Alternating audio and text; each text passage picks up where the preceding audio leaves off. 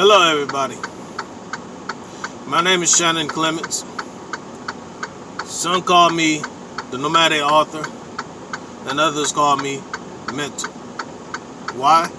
Because I like to think a lot. And one of the things that I was thinking about lately is basically something that took place just a few days ago. Now, see, I get ready to come off my 34-hour reset, get ready to go pick up my next load. So as you can see, I'm still working. But at the same time, just a few days ago, my job got called into question. You see, what happened is that when I left the headquarters, I picked up my load. I drove about 150 miles to pick up my load, and then I got on the way and was headed on off from down the road. I had no idea that I had received a message because I was driving at the time. The only reason why I found out that I had the message was because I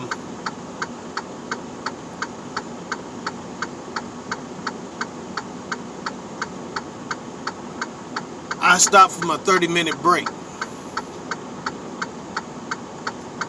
Now I looked and I noticed I had a message. So I looked and saw the message, and I had a message that was telling me to stop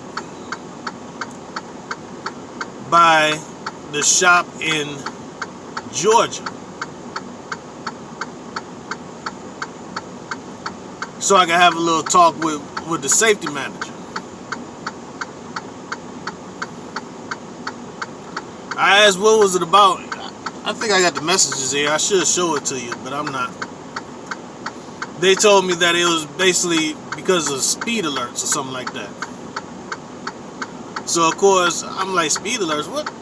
Anyway, so I just went ahead and just slowed down. I said, well, I'm already way over in Ohio.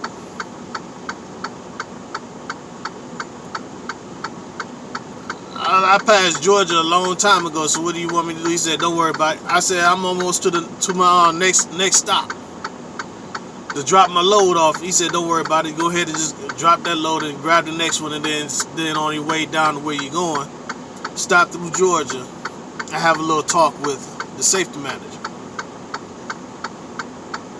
I'm saying, okay. So when I finally get there, I went and made the delivery. I picked my next load up, and I drove on down to Georgia for the meeting. When I get there, there's a safety manager, some other manager, as he was a district manager or whatever.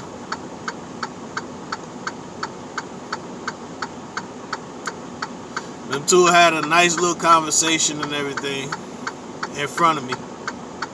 So when I threw a little in about this COVID situation, they're like, yeah. At first they was laughing it up and everything, and then when I interjected with my little viewpoint, they agreed, but then they just let it kind of like slide away. And I threw something else in there, they're like, yeah, okay. Then they got real quiet, and then they started joking with each other again. That let me know right there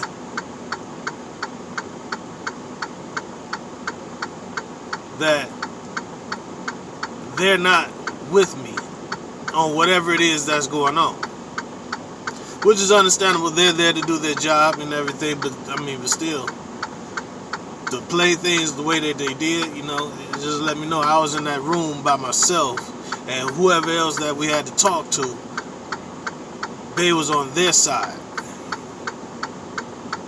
So when situations like that comes, it might sometimes be wise to get you an attorney, so you at least have somebody on your side, because you there by yourself. I'm quite sure there was a few tape recorders that was going on too. So when they finally got the people on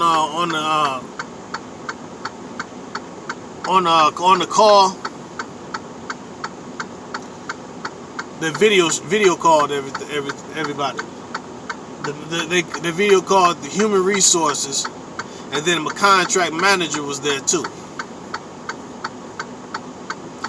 And then so I asked, what was this about? And they said that some lady claimed that I was urinating on the side of my truck at a rest area.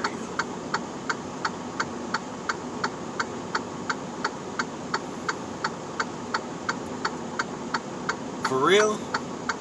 Yeah, and then they said that they asked me if I knew anything about it, and I said, well, no, I don't know what you're talking about. Why would if I'm at a rest area, I would go inside and use the bathroom?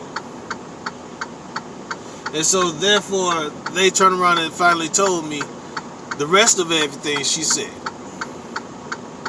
She said that she said something to me about the scenario, and then turned around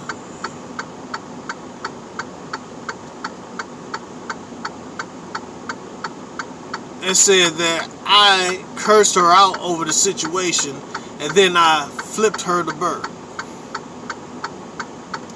I looked at him. I was like, I was in shock because I was told that I was here for something completely different. For one, and then for two, I said, wait a minute, hold on. Who told you what? And then I laughed. Even though it wasn't a laughing situation, but it was funny to me because I said, dang, somebody called in and literally lied on me.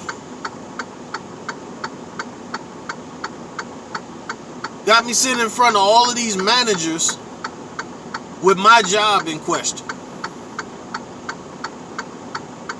Now, when they told me the date, I had to backtrack it because I had just got off my birthday.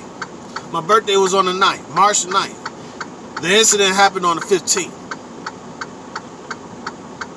I didn't take off and grab a load until March 10th. And then, well, I couldn't grab the load because I was on my way in and the battery blew, so I ended up having to stop. Now, I put 4 new batteries in this truck. That cost me about $170 a piece. Then I put a new tire, and then I was there overnight because the guy screwed up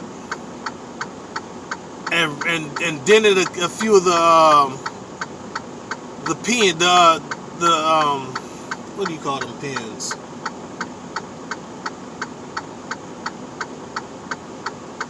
A few of the pins. So he had to replace the pins.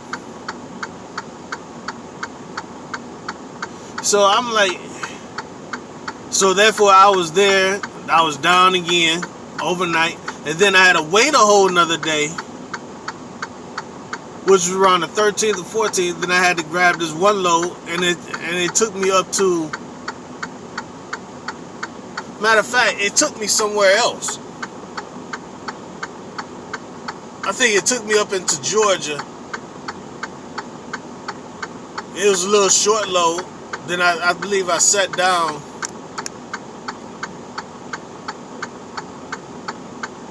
to reset my whole clock. Matter of fact, I reset my whole clock.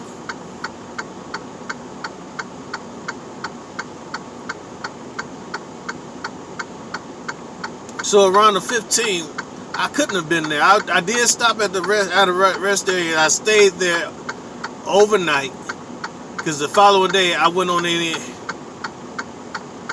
in,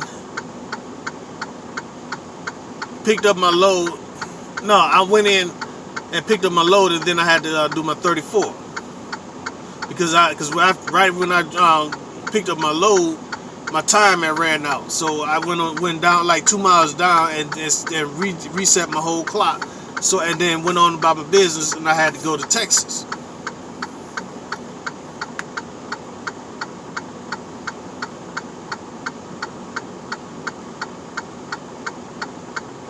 But I'm just saying, the way that happened is that somebody literally called in, got into an argument with somebody, called in to my company. I guess she probably stormed away pissed off, and then came back because she wanted to get back on whoever it was. And then she was just remembering the area that she was in and saw my truck. It could have been somebody else's truck that they was standing next to.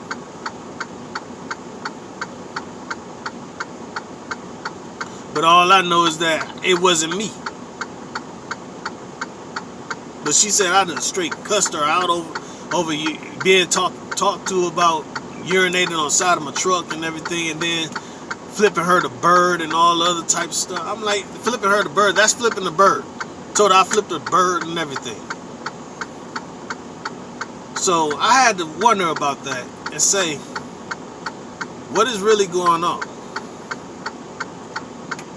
Because I noticed that this came on right after I had just the last check had finally pulled me out of the hole.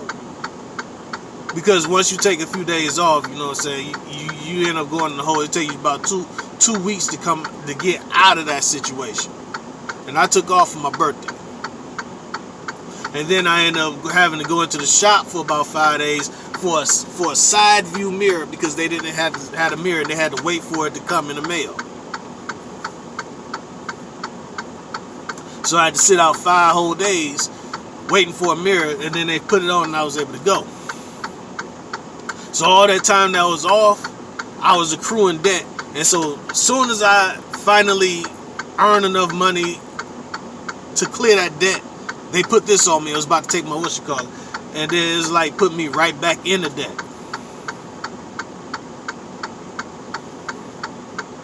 Now this is the second time they done called my contract into question.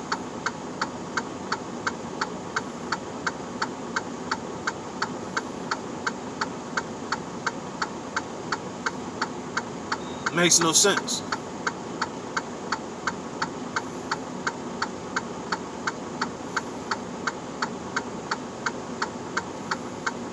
And not just yesterday. I know this was a couple of days ago. Yesterday, I was coming from, I had just went and grabbed me something to eat at Steak and Shake. Then I went to Walmart, grabbed a few things, and I came on back. And then next thing you know, I get off the freeway. I noticed this gray van. It wasn't a van. It was a gray pickup truck.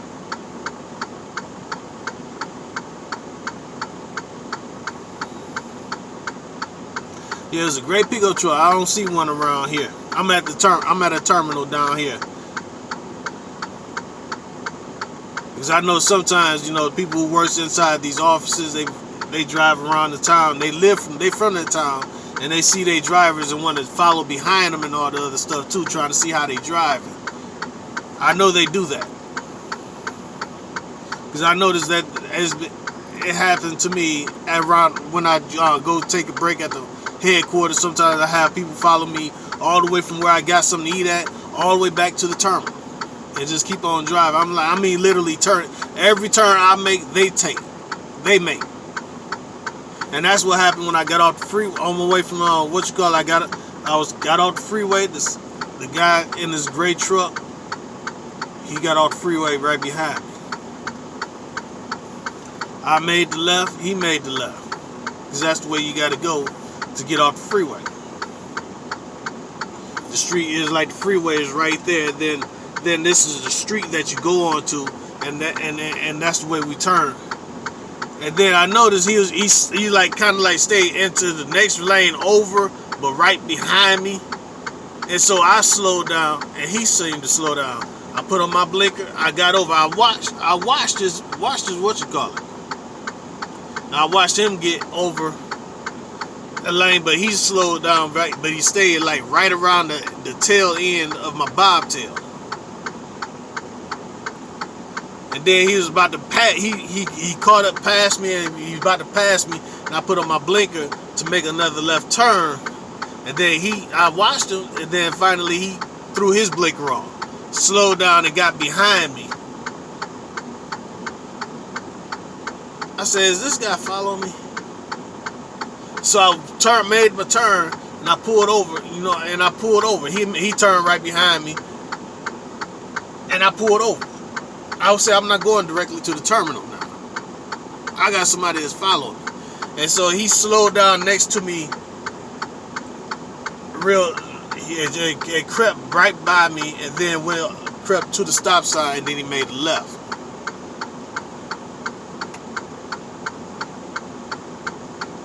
I was still in shock that I was being followed the way I was. That I didn't get the So instead of going straight to the terminal, I drove around a little bit, and sure enough, I ran right back into that exact same.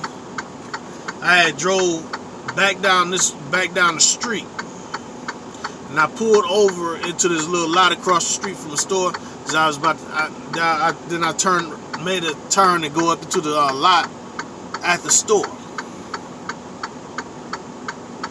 And then as I turned around in the store parking lot and I stopped, I was still in the lot. This is the lot right here. This is the lot. This is the store right here. I'm in their lot right here, but I'm pointing right here, but the street is like right next to me. And there's another street that's right here. It's coming down. I saw that exact same gray truck come pulling down that street. And he stopped and looked at me. So he made a right turn. And so I turned out into the street behind him. I couldn't catch up with him, so I can get his license plate. Because then when he got to the next street, he made a left instead of keep going straight. And then I kept on going, and I slowed down, and I noticed that while he was going down the street, he was slowing down too. He was slowing down too, like he really didn't want to go down that street, but he knew that I was on to him. So I went and parked at another terminal a little ways from here for a few minutes, and then I came here and I sent in a message to the company. I said, "Do y'all have any question? Have anybody else, other drivers that's being followed?" They told me no, not that they know of. I said, "Okay. Well, this is what happened to me," but then I said maybe I was just imagining things. I wasn't imagining things. I know you can tell when you're being followed. Because it happened to me quite a few times when I was right around the headquarters terminal. Just going to get something to eat or whatever. You know what I'm saying? There's always somebody following me back to my headquarters.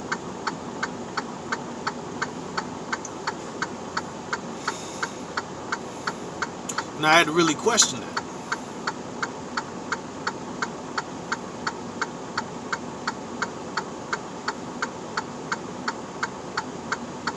Made no sense.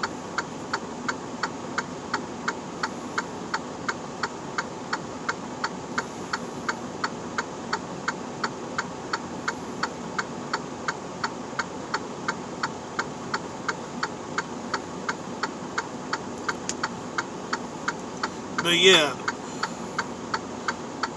I'll just putting it out there like that, you know what I'm saying? You got to be careful in these days and times. You got people that'll call in on you, lie on you, try to get your job to it, and then you have some people that sit there literally following you. And you don't know if it's just these companies. I was already told that companies hire third-party companies to follow their drivers around to make sure that they're doing what they're supposed to be doing. I was already put up on game on that one. I kind of figured it out a long time ago when I first started in this career of driving, of being a professional truck operator. You know?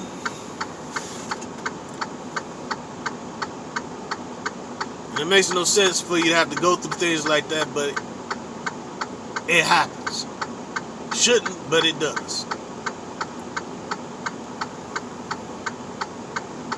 And it's during the time where people are literally shutting down and they don't have nothing else to do.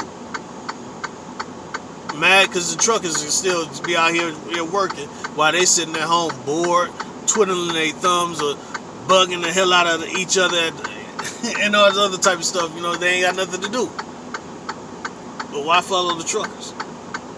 All we're doing is helping keep these stores filled so you can go shop and take care of your family.